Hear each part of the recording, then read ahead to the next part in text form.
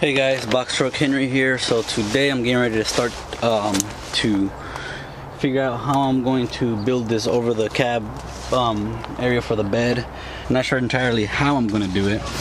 I have this piece of this is one of those box spring, the slim ones, the low profile ones. Although I'm not going to use this thing as a on the bed as the actual bed, I'm going to use it as a template. So this is about, I don't know how tall this is, but it's taller than me, so I'm gonna use this as a template. I'm about 5'6", so this is I'm gonna use this as my template. This is, I believe it's a full-size mattress, which is right below the queen size, so it's a little smaller, so obviously you can fit 2 people.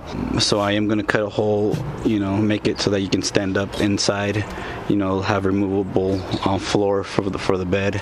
I do have these windows that I had left over from another build.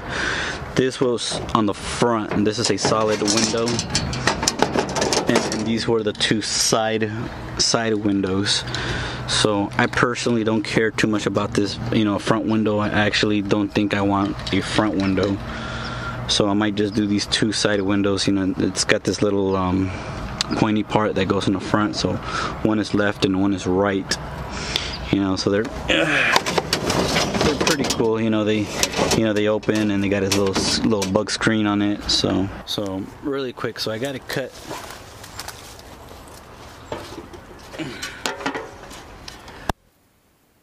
that top off. I have to cut a flat plane on top of that box, on top of that roof, but it's at a curve this way and also at a curve this way. So how do you cut a flat surface? And the way you do it is you use one of these guys here. It's called a straight line. It's a laser.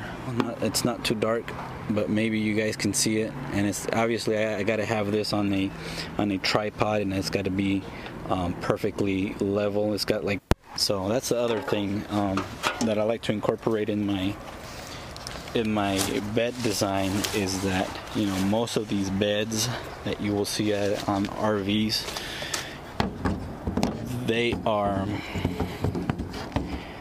they're really short, so there's usually those you can't even sit up. So that's one of the important things for me. I'm gonna build my bed so that I'm able to actually sit up and watch TV, or just sit up and get up and go to the bathroom at night, and not be confined in that really short area. I've had RVs like that, and you're like this. I feel like it's a coffin pretty much, and I don't like that at all. So I got to make sure that I have plenty of height so that I can actually sit up inside my the bed compartment.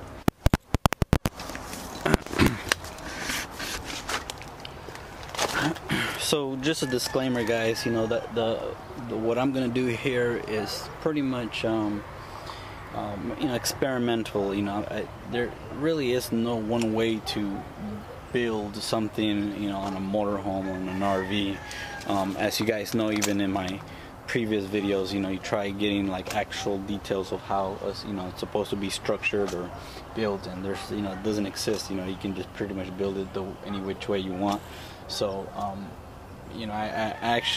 I'm building it the way I've seen other of my motorhome projects, which I replicated some of the designs and actually implemented some of my own designs as well on some of my other builds.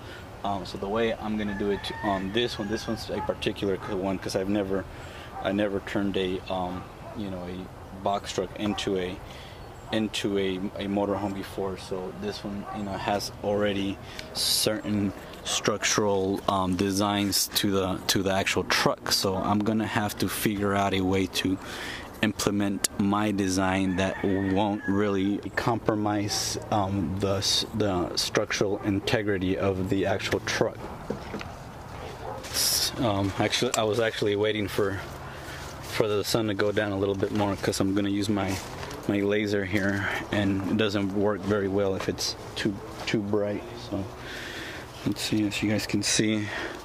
Now see, it's a little bit darker, so now it works a little bit better. I can see it a little. Well, I could have seen it earlier, but I actually want to make sure you guys can see it on the camera. That's why I waited a little bit for it to get dark. So for this thing, to let's just say you want to do a straight line. Let me see, what's a good example? Well, you know, the roof is a good example.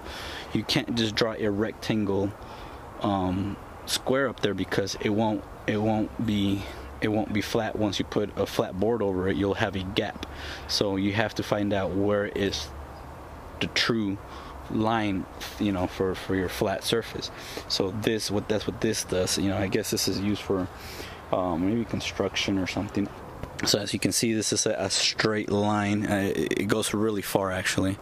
So this is a straight line, and it's got all kind of calibration features on it. Right, so the way this works is like so. That goes like so, and hopefully I can figure out a way to mount this up here. And then so this is going to be at a vertical angle like so. Okay, where am I? Here we go. Alright, so that goes there. So I don't know if you guys can start seeing that that curve.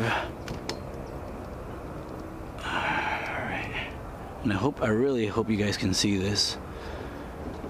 Otherwise, I'm just talking to myself in the dark. Alright. I'm pretty much just eyeballing the center of the laser, and I want to stay like about in the front of the windshield. I want to stay about maybe 3 or 4 inches from the windshield, and then whatever angle I get, that's the angle I'm going to use. So I can kind of guide myself there on the far right and on the far left. You know, I'm about the same distance from those rivets. You know, so about, you know, my laser is about half an inch above from the rivets, maybe give or take some. As you can see, that's a good arc there that I can use to cut. So alright guys, sorry for the audio, it just got really bad on this part, so I just turned it off. But this part is pretty much self-explanatory. What I did, I just climbed up the roof and just traced the red laser arc with my marker.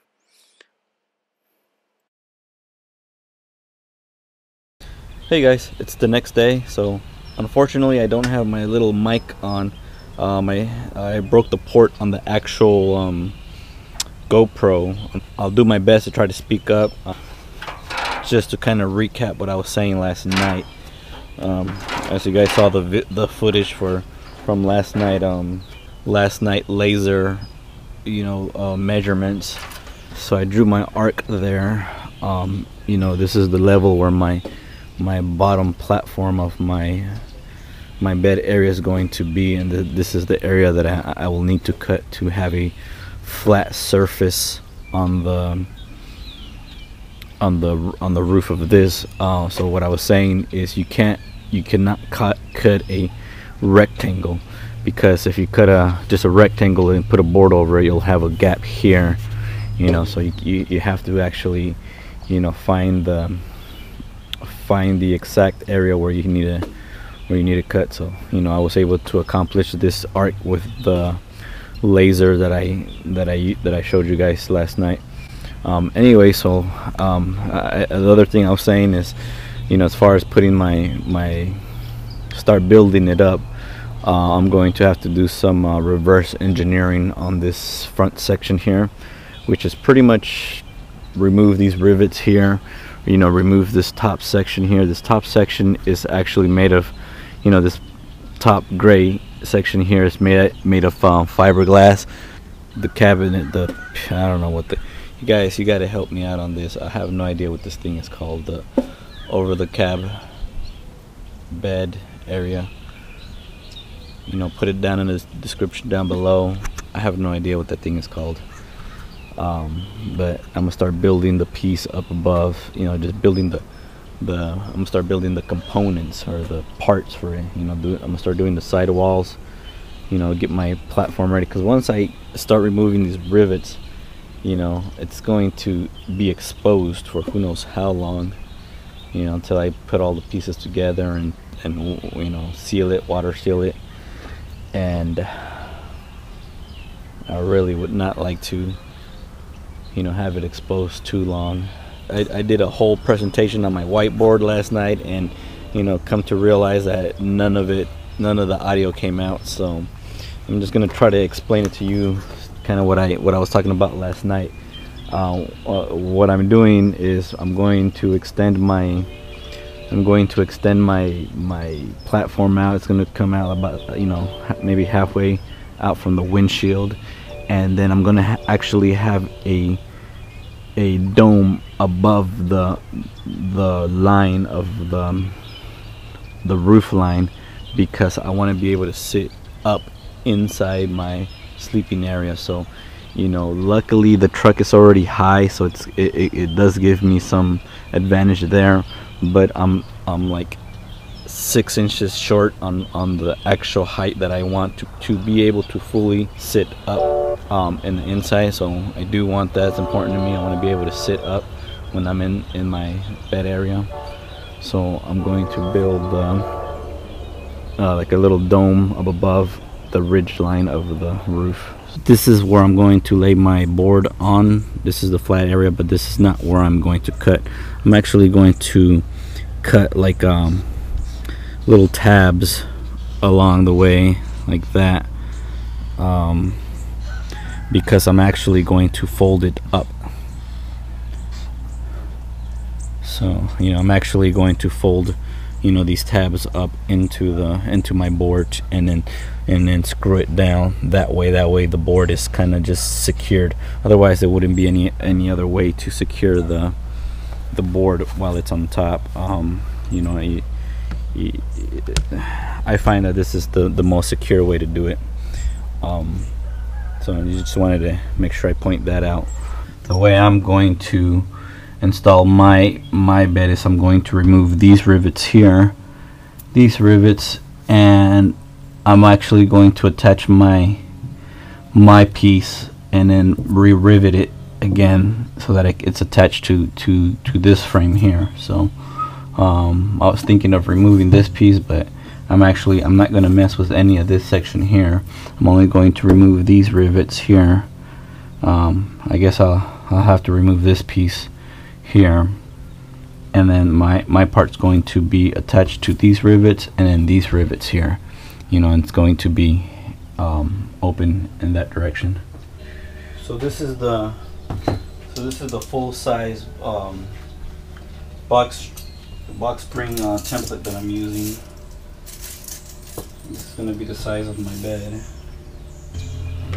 So the width of this box spring is 74 inches, and the width of the inside of the truck is 93 inches. So I have plenty of room. You know, I'll even have a few inches on each side to accommodate this box spring mattress. It's a full-size mattress box spring. Actually, if I put it here, it'll actually give me like 3 more inches out towards the front. So that's actually perfect, because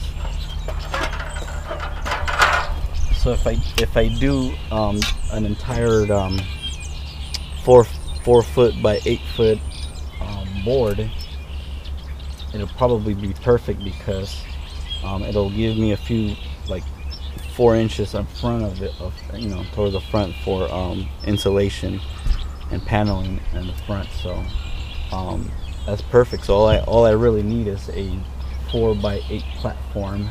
So really my floor is literally just going to be one 4 by 8 board, and all I have to do is just, you know, trim it to the ends. So that's perfect. That's going to be my floor, my floorboard. So the dimension of my sideboard is going to be 54 inches long by 36 inches high, and my bottom board is going to be 4 inches or 4 feet wide, or 48 inches wide.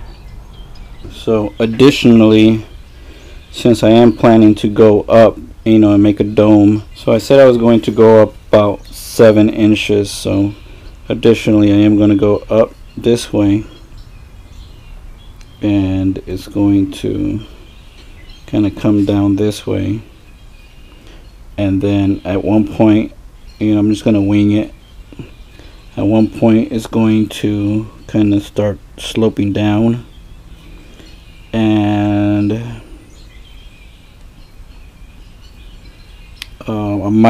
I might do a straight shot and then curve it, or I might start curving it up in advance. Not entirely sure what's the best way to do it. Aerodynamically, I think the best way to do it is just go do a straight shot and then curve up this way. I know I've seen some of them that have this little ridge here, and I think that's great in case you're here and you need to look up. That little clearance there gives you a little bit more, it gives you a little bit more of a view here, that if you, in case you needed to look up for trees or whatever, this little angle here gives you a lot more view. But it also creates some type of drag, because now you're also diverting air downward, and it kind of gets trapped inside this little section here that creates additional drag. So it's kind of give and take. If you go straight, you kind of lose your this significant amount of vision to kind of look up, and if you want it like more aerodynamic, you'd have to do like a straight shot.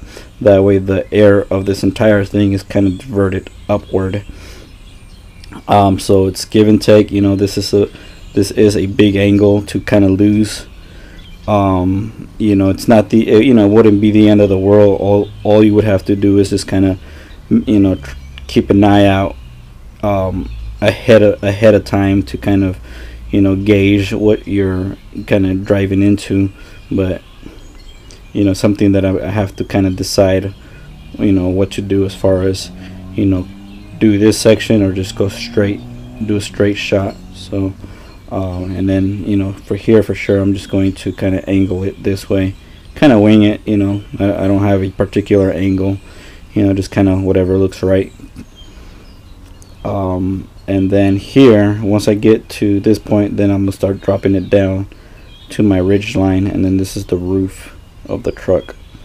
Alright, so I think I pretty much have my dimensions here. I know I have to go 4 feet out. I have to go in from this point to this point. I have to go in 6 inches in, so 48 inches plus 6 inches, so total length will be 54 inches. And then from the ridge line of the roof to the ridge line of this roof, it's 36 inches, but I'm going to go up an additional 7 inches. Again, the reason I'm doing this dome up above is so that I'm able to sit up while inside the bed area. So that brings it to 43 inches. So the 43 inches is from the bottom of this ridge line to the top of this dome. So that's pretty much my side profile here. I have the dimensions, where this starts and where it ends. I have it to 23 inches. This is from here to here is 10 inches, and from here to here is what is it, 3.5 inches. From here to here is 3.5 inches. So I am, I'm just going to, go home and I don't have the board here with me right now, so I'm just going to go home and cut a 48. Actually, I'm going to cut a 54 by 43 inch piece of board. I will need 2 of them, and then I will just punch in these calculations here and have these boards ready. Because I was thinking of just starting to remove rivets right now, but I don't know when I'm actually going to. I'm gonna have to do it like almost immediately. It's gonna have to be done just on one day. ideally within 1 day or 1 weekend, because once this is open and exposed, this whole thing is going to be exposed. And you know, sometimes I take you know, a couple weekends to kind of work on one particular part of the project, and this I won't be able to, you know, since it's out in the open, so I won't be able to just kind of leave it open.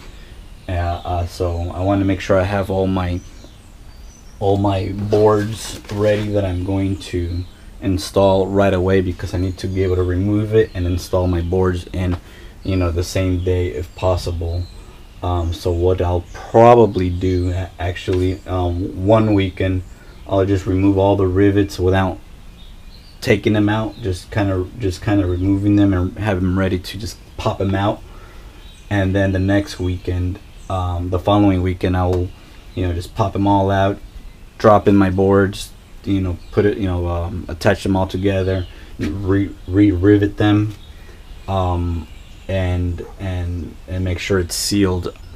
All right, so as far as fiberglassing the part, you know, I'm not sure which direction to go just yet. Ideally, I would like to have a molded part, where it's got nice, you know, contours to it. Like, you know, as you can see here, this got a very particular design contour there, and you know, this was contoured here for to accommodate a light, a recessed light in there.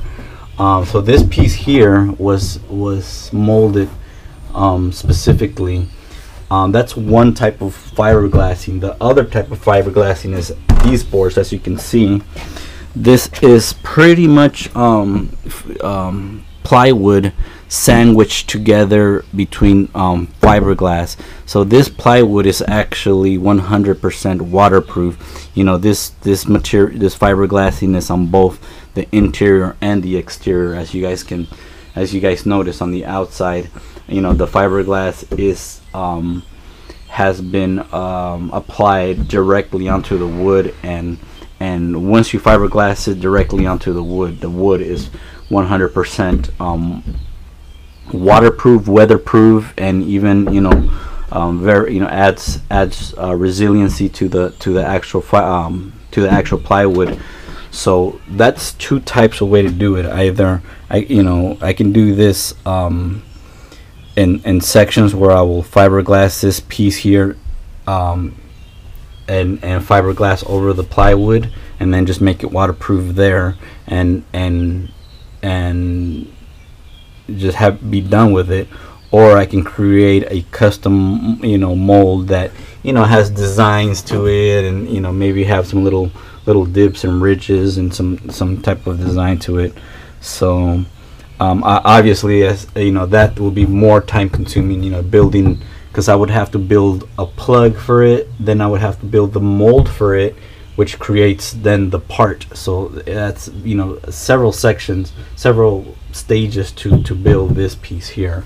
Ideally, when you're building a lot of parts, it's better to build the mold and the plug and the mold for you know, producing a lot of parts. But I'm only producing one part, so it's kind of like my my rear door fiberglass panel, where I actually built a plug for it, not a plug but a mold. I actually built a mold, but I actually skipped the plug part, you know. So the plug is the piece, then you have the mold that wraps around it, and then, you know, then you have the actual part being built inside the mold.